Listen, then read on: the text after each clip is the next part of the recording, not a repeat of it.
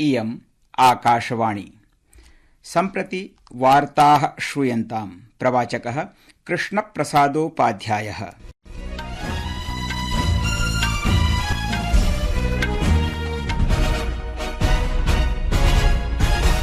आदौ मुख्यवार्ताः। स्वातन्त्र्यदिवसस्य पूर्वसन्ध्यायाम् अद्य राष्ट्रपतिपदासीना द्रौपदी मुर्मुः राष्ट्रं सम्बोधयिष्यति। स्वातन्त्र्यदिवसस्य अवसरे आरक्षक, अग्निशामक, गृहरक्षक, नागरिक रक्षा संशोधन सेवानां च 37,000 कर्मचारिणः वीरता सेवा पदकाभ्यां पुरस्कृताः जाताः।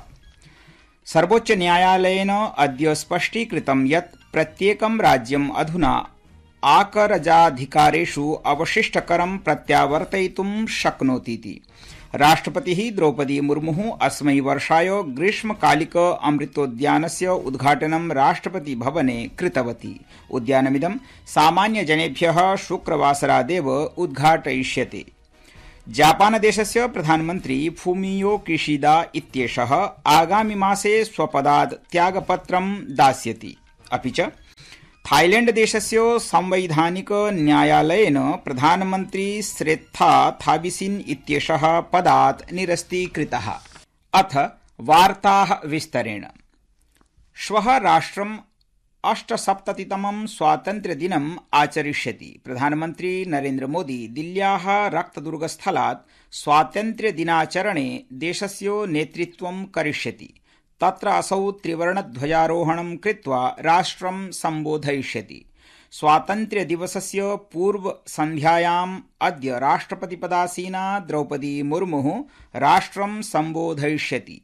राष्ट्रपतेः राष्ट्रसम्बोधनम् अद्य सायं 7:00 राष्ट्रियप्रसारणप्रणालिकां समेत्य आकाशवाणीदूरदर्शनयोः च सर्वप्रणालिकाभिः हिन्दी आङ्ग्लमाध्यमेन च प्रसारयिष्यते।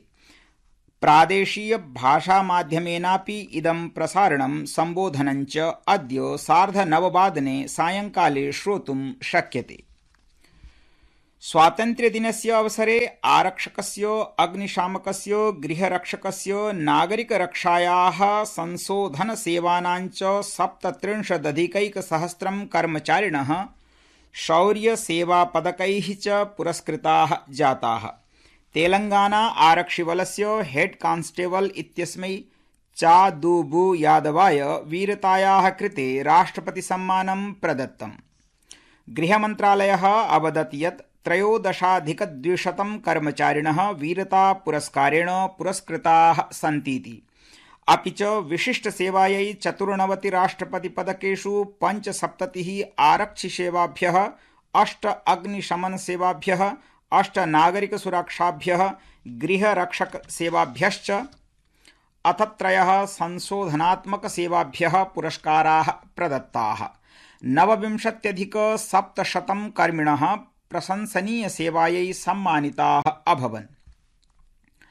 सर्वोच्च न्यायालयेन अद्य स्पष्टीकृतं यत् प्रत्येकं राज्यम् अधुना आकरज अधिकारेषु अवशिष्टकरं प्रत्यावर्तयितुं शक्नोतीति। अवधेयं वर्तते यत् 2025-तमवर्षस्य अप्रैल मासस्य 1 दिनाङ्कात् पूर्वम् एते आकरज अधिकाराः क्रियान्विताः न जाताः। शीर्षन्यायालयेन जुलाई मासस्य 25 दिने अयमादेशः प्रदत्तः यत् राज्यानां पार्श्वे तादृशी शक्तिः वर्तते यया तानि राज्यानि आकरजाधिकारेषु करं प्रभावीकर्तुं शक्नुवन्तीति। संस्कृतवार्तायाः संस्करणमिदम् इदानीम् आकाशवाणीतः प्रसार्यते। सम्मेव कार्यक्रमोऽयम् आकाशवाण्याः अन्तर्जालपटले www.newsonair.gov.in इत्यत्र अथ न्यूज ऑन AIR चलदूरभाषीयतन्त्रांशे अपि उपलब्धो भविष्यति। राष्ट्रपतिः द्रौपदी मुर्मुः अस्मै वर्षाय ग्रीष्मकालिक अमृतोद्यानस्य उद्घाटनं राष्ट्रपतिभवने कृतवती। उद्यानमिदं जनसामान्येभ्यः शुक्रवासरात् सितम्बर मासस्य 15 दिनाङ्कपर्यन्ताय उद्घाटितं भविष्यति। अत्र बालानां मनोरञ्जनाय विभिन्नानि उपकरणान्यपि स्थापितानि सन्ति। 29 अगस्ते क्रीडादिवसावसरे अमृतोद्यानं विशेषतः क्रीडकेभ्यः, बालेभ्यः, विद्यालयीय शिक्षकेभ्यश्च उद्घाटितं स्थास्यति। केन्द्रीय गृहमन्त्री अमित शाहः अद्य हर घर तिरंगेति अभियानान्तर्गतं स्वातन्त्र्यदिवसावसरे नवदिल्ल्याः स्वकीये गृहे त्रिवर्णध्वजम् उत्तोलितवान्। एकस्मिन् सामाजिक प्रसारतन्त्रजाले प्रसारितसन्देशे श्रीशाहः उक्तवान् यत् स्वगृहे राष्ट्रध्वजं समुत्तोल्य वीरबलिदातृभ्यः आदरभावाः समर्पितव्याः। येषां सर्वस्वबलिदानेन अस्माभिः स्वातन्त्र्यसुखं लब्धम्। अभियानमिदं श्वस्तनं यावत् प्रचलिष्यति, यत्र जनाः प्रतिगृहं राष्ट्रध्वजसमुत्तोल्य व्यवफलकेषु स्वकीयानि छायाचित्राणि प्रतिस्थापयिष्यन्ति। BRTF इति विशिष्टोपसैन्यबलदलेन स्वस्तिक परियोजनान्तर्गतं बृहत् परिमापे एक पेड़ मां के नाम इत्यभियानान्तर्गतं सिक्किमप्रदेशे वृक्षारोपणाभियानं परिचालितमस्ति। अभियानमिदं स्वतन्त्रता दिवसोपलक्ष्ये द्रुततया समायोज्यते। विशेषतः अभियानस्यास्य सघनता ईशान्य सिक्किमे चीनदेशस्य सीमायाञ्च आधिक्येन दृश्यते। अद्य विभाजन विभीषिका स्मृति दिवसो विद्यते। अयं दिवसः 47-अधिक-90तमवर्षस्य विभाजनसमये विस्थापितानां प्रवासिनां च जनानां स्मरणे आमान्यते। अत्रावसरे प्रधानमन्त्री नरेन्द्र मोदी एकेन सामाजिक सन्देशेन तान् असंख्यजनान् स्मृतवान्, ये विभाजनावधौ पीडिताः प्रभाविताश्च जाताः। अवधेयं वर्तते यत् प्रतिवर्षम् अगस्तमासस्य 14 दिनाङ्के प्रशासनेन 21-2000तमे वर्षे विभाजन विभीषिका दिवसत्वेन मानयितुं निर्णयो निर्णीतः अस्ति।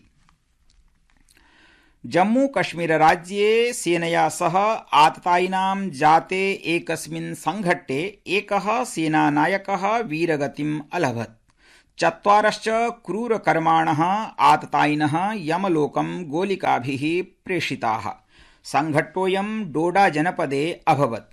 आकाशवाण्याः वार्ताहरेण प्रोक्तं यत् संघट्टेऽस्मिन् कतिचन सामान्यनागरिकाः व्रणिताः सन्तीति। केन्द्रीय कौशल विकास मन्त्री जयंत चौधरी इत्यसौ उक्तवान् यत् प्रौद्योगिकीनाम् अथ च कृत्रिम मेधायाः प्रारम्भादेव देशे राष्ट्रिय प्रौद्योगिक संस्थानाय साहाय्यं मेलिष्यति।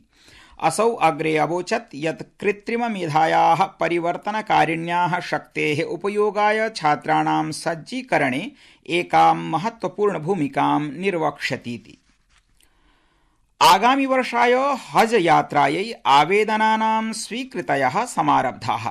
जनाः सितम्बर मासस्य 9 दिनाङ्कं यावत् आवेदनं कर्तुं शक्ष्यन्ति।